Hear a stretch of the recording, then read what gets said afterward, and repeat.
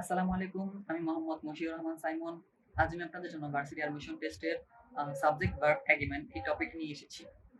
আ এই টপিকটি varsity admission টেস্টের জন্য একটি গুরুত্বপূর্ণ একটি টপিক। কারণ এখান থেকে প্রতিটি বিশ্ববিদ্যালয়ে প্রশ্ন এসে থাকে। আর আমরা এই টপিকটিতে সহজেই অ্যান্সার করতে পারি না। কারণ আমাদের অনেক ভয় লাগে এই টপিকটি। আজ আমি আপনাদেরকে খুব সহজভাবে রুলস গুলোকে বোঝানোর চেষ্টা করব। তো চলুন ভিডিওটি শুরু করা যাক।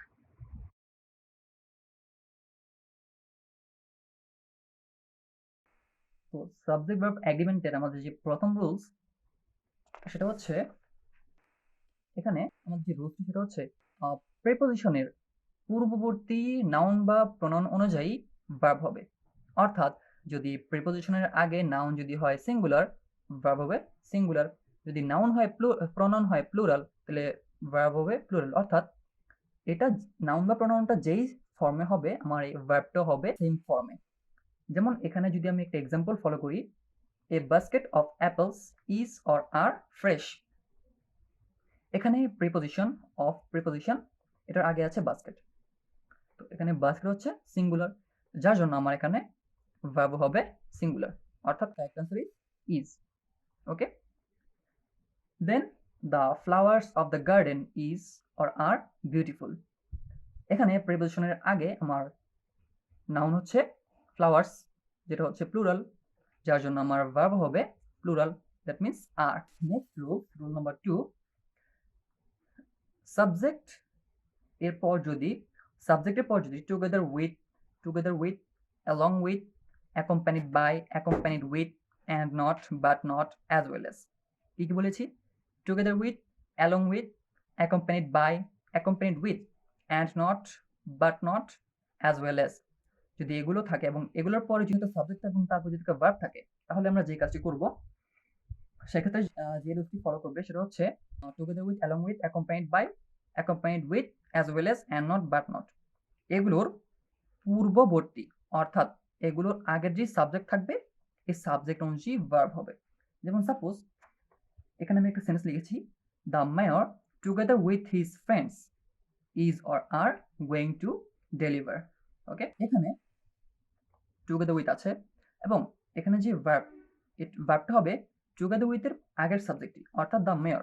দ্য মেয়র হচ্ছে সিঙ্গুলার, যার জন্য আমার এখানে ভার্ব হবে singular, that means is. Okay, then rule number 3, either or, neither nor, not only but also, not but।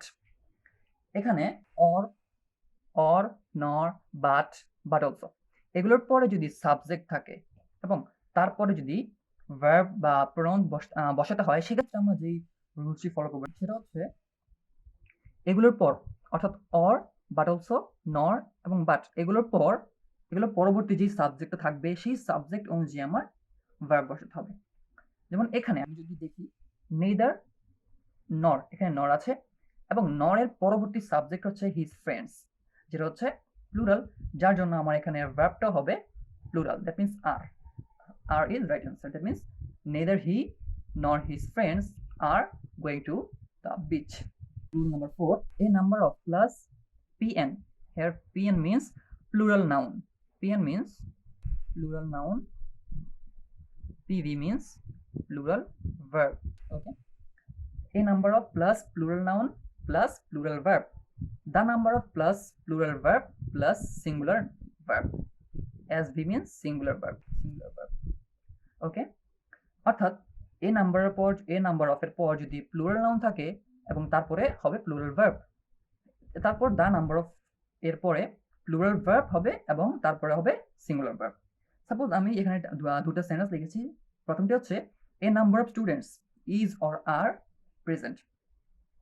এখানে এ নাম্বার অফ এর পর কি হবে? Plural noun students, plural noun, then তারপর হবে কি? Plural verb, that means are. The number of plural verb, okay, এটা ঠিক আছে, প্লুরাল ভার্ব ঠিক আছে এটা। দেন হবে সিঙ্গুলার ভার্ব, দ্যাট মিন্স আর। ওকে, এখানে ইজ রাইট অ্যান্সার, এখানে আর হচ্ছে রাইট অ্যান্সার। আমাদের পরবর্তী যে রুলটি সেটা হচ্ছে ওয়ান অফ এর পর যদি প্লুরাল নাউন থাকে তারপরে হবে প্লুরাল ভার্ব। যেমন আমি এখানে একটা সেন্টেন্স লিখেছি যেটা হচ্ছে one of my best friends is or are a teacher. এখানে ওয়ান অফ এর পর বেস্ট ফ্রেন্ডস প্লুরাল নাউন, ঠিক আছে, দেন হবে singular verb, that means is, cause is হচ্ছে সিঙ্গুলার ভার্ব। তারপরে যে রুলটি, রুল নাম্বার 6, অর্থ, সময়, দূরত্ব, অর্থাৎ মানি, টাইম, ডিস্টেন্স, এগুলোর পরে হবে সিঙ্গুলার ভার্ব। যেমন আমি একটা দুটি সেন্টেন্স আছে, যেটা হচ্ছে 20 মাইলস, 20 মাইলস অর্থাৎ দূরত্ব, 20 মাইলস দূরত্ব। এটার পরে কি হবে? Singular verb, that means is, right answer is. 5 minutes, is or are remaining, 5 minutes time, time, টাইমের পরে কি হবে? Singular verb, that means is, right answer is. Okay, তারপরে rules number 7, newspaper, books, movies, এগুলোর পরে কি হবে? Verb হবে সিঙ্গুলার ভার্ব। ওকে, যেমন 3 ইডিয়টস, 3 ইডিয়টস এটা একটা মুভির নাম। 3 idiots is a blockbuster movie হবে, কজ যেহেতু 3 ইডিয়টস একটা মুভির নাম, যার জন্য এটা হবে is. Arabian Nights is or are still a great movie, Arabian Nights একটা মুভির নাম, আর মুভির নামের পরে ভার্ব হবে singular, right answer is. Then rule number 8, anyone, anybody, anything, someone, somebody, something, no one, nobody, nothing, এগুলোর পর ভার্ব সব সময় হবে সিঙ্গুলার, অর্থাৎ anybody, anyone, anything, someone, somebody, something, no one, nobody, nothing, এগুলোর পরে ভার্ব অল টাইম হবে singular verb. যেমন আমি এখানে একটা সেন্টেন্স লিখেছি, nobody works hard, nobody পরে ভার্ব হবে সিঙ্গুলার, অর্থাৎ works। আর আমরা জানি ভার্ব নাউন যদি সিঙ্গুলার হয় তাহলে ভার্বের সাথে এস হয়ে যাওয়ার জন্য অ্যান্সার হবে ওয়ার্কস। নাম্বার 9, হেয়ার এবং দেয়ার, হেয়ার এবং দেয়ার পর ভার্ব হবে এবং তারপর নাউন হবে, অর্থাৎ হেয়ার এবং দেয়ার, হেয়ার এবং দেয়ারের পরবর্তী যেই ভার্ব, পরবর্তী যেই নাউনটা থাকবে, অর্থাৎ হেয়ার এবং দেয়ার পর একটা ভার্ব থাকবে এবং তারপরে একটা নাউন থাকবে, এই নাউন অনুযায়ী আমার এই ভার্বটি হবে, অর্থাৎ হেয়ার এবং দেয়ার পরবর্তী যেই নাউনটা থাকবে ওই নাউনটা অনুযায়ী ভার্বটা বসবে। আবার বলছি, হেয়ার এবং দেয়ারের পরবর্তী যেই নাউনটা থাকবে ওই নাউন অনুযায়ী আমার ভার্বটা বসবে। ওকে, যেমন এখানে আমি একটা সেন্টেন্স লিখেছি, there is or are 2 reasons for this mishap, এখানে দেয়ারের পরে যে নাউনটি আছে 2 রিজনস, 2 রিজনস অনুযায়ী আমার এখানে ভার্ব হবে, যেহেতু 2 রিজনস প্লুরাল, ভার্ব হবে প্লুরাল, দ্যাট মিনস সেন্টেন্সটা হচ্ছে there are 2 reasons for this mishap. Number 10, relative pronoun, relative প্রোনাউনের পূর্ববর্তী যে নাউন থাকবে ওই নাউন অনুযায়ী ভার্বটা বসবে। যেমন এখানে আমি সেন্টেন্স লিখেছি, ইট is I who is or M responsible, এখানে রিলেটিভ প্রোনাউন হচ্ছে হু, হু এর পূর্ববর্তী নাউন হচ্ছে আই, এখানে আই অনুযায়ী আমি ভার্ব বসাবো, আর আই অনুযায়ী ভার্ব হয় এম, সুতরাং রাইট আনসার ইজ এম। তাহলে আমার সেন্টেন্সটা কি হচ্ছে, it is I who am responsible. আমরা অনেক সময় এখানে একটি ভুল করি পরীক্ষায় আসলে, আর ভুলটি হচ্ছে আমরা দিয়ে আসি ইজ, কারণ আমরা একটি রুলসে পড়েছিলাম যে রিলেটিভ প্রোনাউনের পরে ভার্ব হবে সিঙ্গুলার, এটা রুল ছিল, বাট এই সেন্টেন্সে, অর্থাৎ এই সেন্টেন্সে যদি রিলেটিভ প্রোনাউন আগে নাউন থাকে সেক্ষেত্রে নাউন অনুযায়ী ভার্ব হবে, রিলেটিভ প্রোনাউন অনুযায়ী না।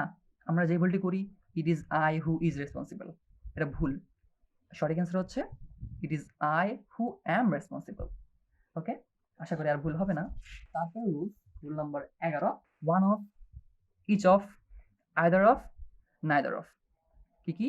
One of, each of, either of, neither of, এগুলোর পর প্লুরাল নাউন অ্যান্ড ভার্ব হবে সিঙ্গুলার, সিঙ্গুলার ভার্ব, অর্থাৎ one of, each of, either of, neither অফের পরে প্লুরাল নাউন হবে এবং সিঙ্গুলার ভার্ব হবে।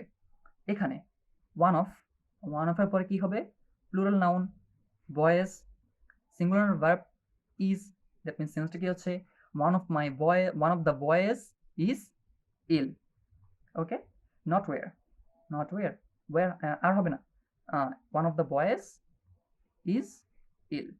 ওকে, rule number 12, none of, none অফের পরবর্তী যে নাউন বা প্রোনাউন থাকবে ওই নাউন বা প্রোনাউন অনুযায়ী ভার্ব বসবে, অর্থাৎ নান অফের পর আমার যেই নাউন থাকবে বা যেই ফর্মে নাউন বা প্রোনাউন থাকবে ওই ফর্মে আমাকে ভার্ব বসাতে হবে। যেমন এই সেন্টেন্সে নান অফের পর দ্য স্টুডেন্টস, যেটা হচ্ছে প্লুরাল নাউন আর ভার্ব হচ্ছে জন্য হবে প্লুরাল আর, তাহলে সেন্টেন্সটা হচ্ছে none of the students are present. Then rule number 13, majority of, percentage of, fraction of, এগুলোর পরবর্তী যে নাউন বা প্রনাউন থাকবে ওই নাউন বা প্রনাউন অনুযায়ী আমার ভার্ব বসবে। যেমন প্রথম example, majority of, majority of the students is or are wrong. এখানে মেজরিটি অফের পরে নাউন বা প্রনাউন হচ্ছে প্লুরাল, ভার্ব হবে প্লুরাল। কেন প্লুরাল হয়েছে? আমরা জানি রুলস হচ্ছে মেজরিটি অফের পরে নাউন বা প্রনাউন যেই ফর্মে থাকবে ভার্বও হবে সেম ফর্মে। ওকে, তাহলে মেজরিটি অফের উপরে ভার্ব নাউন হচ্ছে প্লুরাল, এই জন্য ভার্বও হবে প্লুরাল। দেন পার্সেন্টেজ অফ, 50%, এর একটা পার্সেন্টেজ। 50%-এর পর students, the students, 50% of the students, এখানে দ্য স্টুডেন্ট হচ্ছে প্লুরাল, যার জন্য আমার ভার্ব হবে প্লুরাল। ফ্র্যাকশন, ফ্র্যাকশনের পরের, অর্থাৎ ফ্র্যাকশনের পরবর্তী নাউন বা প্রনাউন অনুযায়ী ভার্ব হবে। এখানে 1/3 একটা ফ্র্যাকশন বা ভগ্নাংশ, এটার পরে দ্য ওয়ার্ক সিঙ্গুলার, তাহলে ভার্ব হবে singular. That means 1/3 of the work is finished. এখন এখানে যদি 1/3 থাকতো, তাহলেও দ্য ওয়ার্ক আজ যেহেতু সিঙ্গুলার, ভার্ব হতো সিঙ্গুলার। বাট যদি এটা হতো 1/3 অফ দ্য ওয়ার্কস, যদি এখানে একটা এস থাকতো, ওকে, 1/3 অফ দ্য ওয়ার্কস, তাহলে হতো আর। অর্থাৎ যদি আমার এটা যদি প্লুরাল হয়ে যেত তাহলে আমার ভার্বটা হতো প্লুরাল। সেকশনাল রুল, যেটা হচ্ছে যদি মেজরিটি ওয়ার্ডটা একা বসে, অর্থাৎ যদি মেজরিটি ওয়ার্ডটা শব্দটি অর্থাৎ মেজরিটি শব্দটি যদি একা বসে, সেক্ষেত্রে ভার্ব হবে সিঙ্গুলার, তাহলে ভার্বটা প্লুরাল হবে না। যেমন মেজরিটি শব্দটি একা বসেছে, তাহলে এখানে বিলিভস হবে নাকি বিলিভ হবে? অফকোর্স বিলিভস হবে। কেন? মেজরিটি শব্দটি একা বসলে ভার্ব হবে সিঙ্গুলার, তাহলে অ্যান্সার ইজ বিলিভস।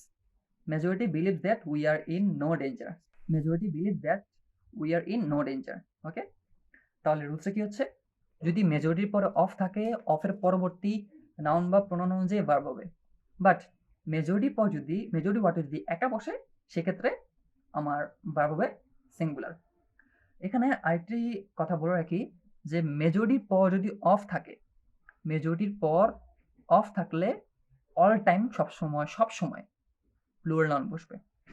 যদি মেজরিটির পর অর্থাৎ মেজরিটির পর যদি অফ থাকে, অল টাইম হবে প্লুরাল নাউন এবং ভার্বটা অল টাইম হবে প্লুরাল, ওকে, তাহলে রুলসটা কি, মেজরিটির পর যদি অফ থাকে, নাউনটা সবসময় প্লুরাল হবে, কিন্তু ভার্বটা হবে প্লুরাল সবসময়। তো আজকে ভিডিওটি পর্যন্তই। আশা করি সবাই সবগুলো রুলস বুঝতে পেরেছেন। এই 13টা রুলস জানলেই আশা করি আপনাদের সাবজেক্ট ভার্ব এগ্রিমেন্টে আর কোনো সমস্যা হবে না। যদি কোনো সমস্যা হয় আমাদেরকে কমেন্টে জানাবেন। তো আশা করি আজকের টপিকটি অর্থাৎ সাবজেক্ট ভার্ব এগ্রিমেন্ট টপিকটি বুঝতে পেরেছেন। আর ভিডিওটি কেমন লেগেছে অবশ্যই আমাদেরকে কমেন্ট বক্সে জানাবেন। যদি ভালো লাগে ভিডিওটি লাইক দিবেন এবং সবার বন্ধুদের সাথে ভিডিওটি শেয়ার করব। তো ভিডিওটি পর্যন্তই, দেখা হবে পরবর্তী কোনো ভিডিওতে। আসসালামু আলাইকুম।